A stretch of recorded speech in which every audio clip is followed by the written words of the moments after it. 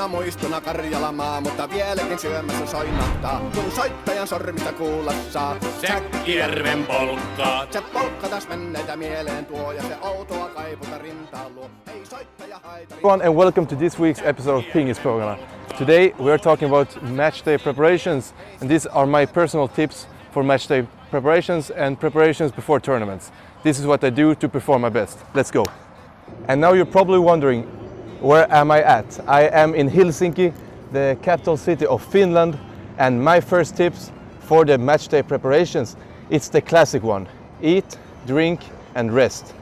Very typical for all sports basically, but 2 days, maybe 3 days before the actual match or tournament, my recommendation is that you eat a lot of carbs. It gives the body energy and you can perform. Drink a lot of water. You don't want dehydration before matches. And the classic one, rest. I see a lot of players going training the day before tournaments or matches. This is ridiculous. You don't need to do this.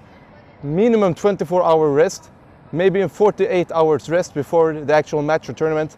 That way your body has all its functions and you have energy to perform. So eat, drink, rest, and I want to say minimum 24 hours of rest before matches. Focus on the task. When you're going to play a match, focus on it. You have to be really ready to play. But there are two options actually. For me, it works best if I go in before a tournament and I don't think about table tennis the day before, basically. Some players, they like to watch a lot of table tennis. This way, you have to find your own way. So personally, I ignore table tennis the day before the actual tournament, just to organize my thoughts and emotions, and that don't get too emotional, which makes me stiff. A lot of people, they feel more relaxed if they actually watch a lot of table tennis and perform this way.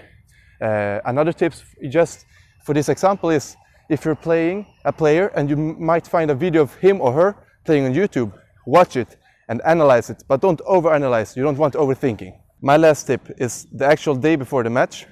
I always do something I find funny. For instance, I watch football, I hang out with friends, I go fishing, I might go to the sauna and relax. This is actually a really good tip because it makes your body all loose and you get a good feeling inside of yourself, especially if you go to the sea swimming afterwards. But do something fun. Get a good mood. You don't want to ruin your mood before the tournament. We're just human beings and this might have an effect on our table tennis. Maybe if I have an argument with a friend the day before or I fight with a family member, this will have an impact on my table tennis the day before. Therefore, my most important tip actually is to get a good mood.